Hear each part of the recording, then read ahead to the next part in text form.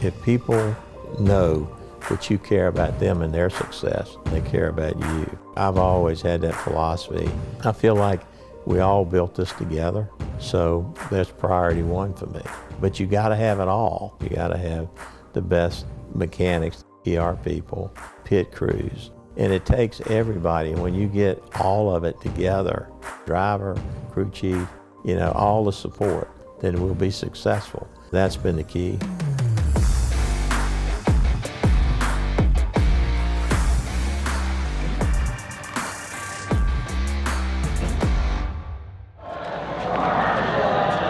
All right, boys, let's have a hell of a day, have each other's backs. Don't forget what your why is. Forget why you do this, for each other, for this team. All right, let's go 2-4 on 3. 1, 2, 3, 2, 1.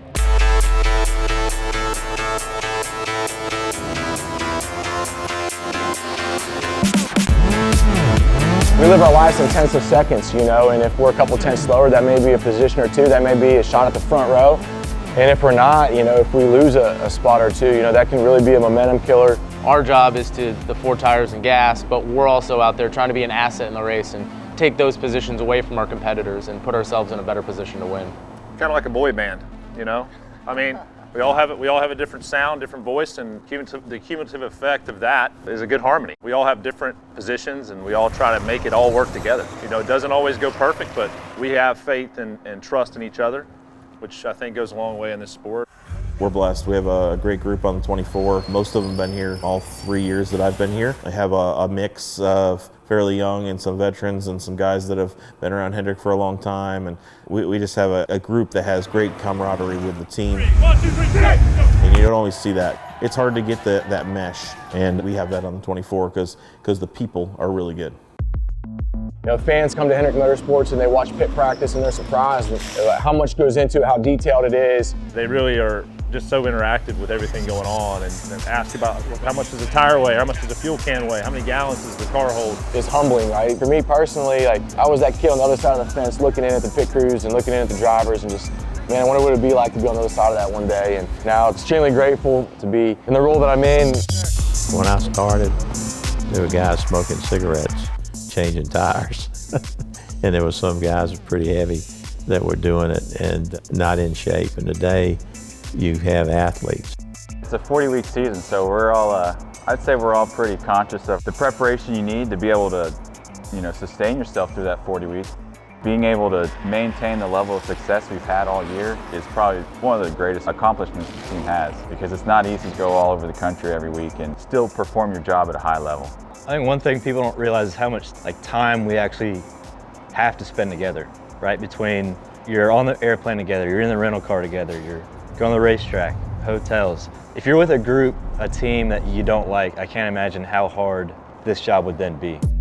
We'll fly out Saturday morning to work the Xfinity race. We'll check in with our guys on the 24. Once qualifying is over, we get ready for the Xfinity race. The Xfinity car still runs 5 lug nuts, so not only do we have to be really good at the single lug stuff, but also the 5 lug stuff too, and that transition from one day to the next.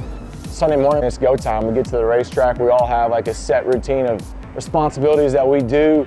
It goes by pretty fast. When we get to the racetrack, usually Lan and I kind of set up the pit box, go up top, get all the monitors, the canopy, antennas squared away up top. As a jackman, I kind of make sure my jack is, everything's in working order. A failure with that would not be a good day. Race day morning, kind of Jeff and I's job was pretty similar. Find tires wherever they are in the garage, run them out to the pit stall, and we start doing our whole tire prep. And we'll do that pretty much up until we go jack the race car in the garage one more time to get a good look at it. First and foremost, when we get to the racetrack, the biggest thing for me is to get a big cup of coffee. That's our start to the day. Really, by the time you get done with the pit box, I get my fuel heads on the fuel cans and really get everything ready to go. It's almost race time. You don't have a lot of downtime, so really you want to show up at the track with your mind right. An hour before the race is when we are allowed to go get the pit guns that we use for the weekend. We'll bring them out to pit road, and we'll start to go through some of that pit gun prep just to make sure the socket's the way we want it, make sure all the rough edges are smoothed out, everything that helps us perform at an elite level.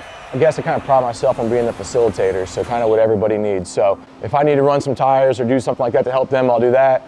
Otherwise, I'm helping facilitate with Spencer and Landon setting the pit box up. One of the things as a tire care I do and responsibility is tape the tires. So it's a certain way I grab the tire, The morning can be pretty hectic with so many moving pieces. Rudy will go over the plan for the day, what we can expect. Then it's time to kind of flip the switch, put on your game face, and kind of get ready to go. Let's go. Do your thing all day. Touch your feelings. Spence. Let's have a good day, buddy. Let's go. Hey, touch your feelings. Fire on left front all day. Oh, yeah. I'll see you over there. Have a great day.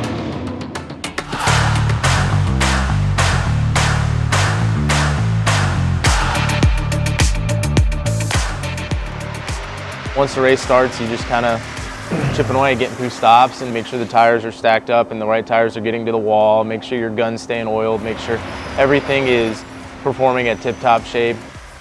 The stuff we do on the racetrack is one aspect, but then the other phase of it is pit road. So you might make one pass on the track in 50 laps, you know, to advance your position, and then you come down pit road and you might make 2 or 3 or 5. So those guys play a huge role. They're one of the fastest pit crews on pit road. Today's world with the new car and everything's pretty equal. You win and lose on pit road. So you got to have people that are fast and find guys that can do it and do it under pressure. It's one thing to do it in practice, but then the other thing is to do it when it really counts. Anytime that we can have a positive impact in the race, gain spots, put them on the front row, put them in a position to win, you know, it's something to hang your hat on. The Coke 600 for us was definitely a career night. It's an awesome night, a night we'll probably never forget. We had some of our fastest stops of the year, and we really executed and put William out in front numerous times. Underrated one that a lot of people might forget wasn't a win. The first Kansas, we were on the pole. I think maybe hit the wall, and we ended up 2 laps down, like fought our way back, and then I think our last 2 pit stops, we gained 8 spots and ended up finishing 3rd. Being able to fight back, you know, it showed a lot of grit, and I think it was a big day for us. Looking at the 300 win, you know, for the company is, Patton says it all the time, you're part of history then. Never gonna forget that. Hey, forever be remembered 300. Forever. You put so much into it, right? And that's the most rewarding thing, and you're happy for yourself, you're happy for each other, and it's good to see a lot of guys smile, man. There's the old adage, nothing beats winning. Let's go, baby! Man, it's awesome. Congratulations. How about that? That's awesome. 300. You ever think you get there? No. You just tried to get number 1, didn't you?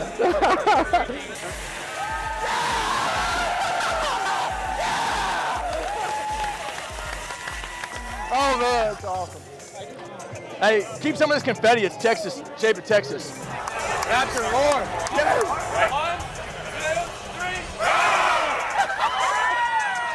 3. Whether it's our first win, second, or 6th of the year, you never know when you're going to get another win, right? So you celebrate every one like it's going to be your last. Great job. Congratulations. Big fueler win. Big fueler win, Landon. It's really, really hard to win in this sport, and we enjoy the celebration when we win, like Warren said, because you just don't know. You know, some of us like to show our kids the celebration with FaceTime, and the driver comes into victory lane, and you just try to embrace the moment. It's been one heck of a year, and winning with these guys, you know, I couldn't imagine doing with anybody else. For me, I'll take away this year is to just, you know, enjoy the process as much as you can, because, you know, there's a lot of factors in this sport that aren't in your control. You got to just put your pride in your work ethic, and I think that's something that, you know, we've done really well this year. Yeah. Championship doesn't define us. I think as a pit crew, that doesn't define us. I think you try to take away all the good things we've done this year. We've done more in a year than a lot of people will do in their careers. 6 wins. You know, we learned a lot about each other. We had a really good year on pit road as a pit crew. We had a really great year as a team. So, and it'll make you hungry for next year.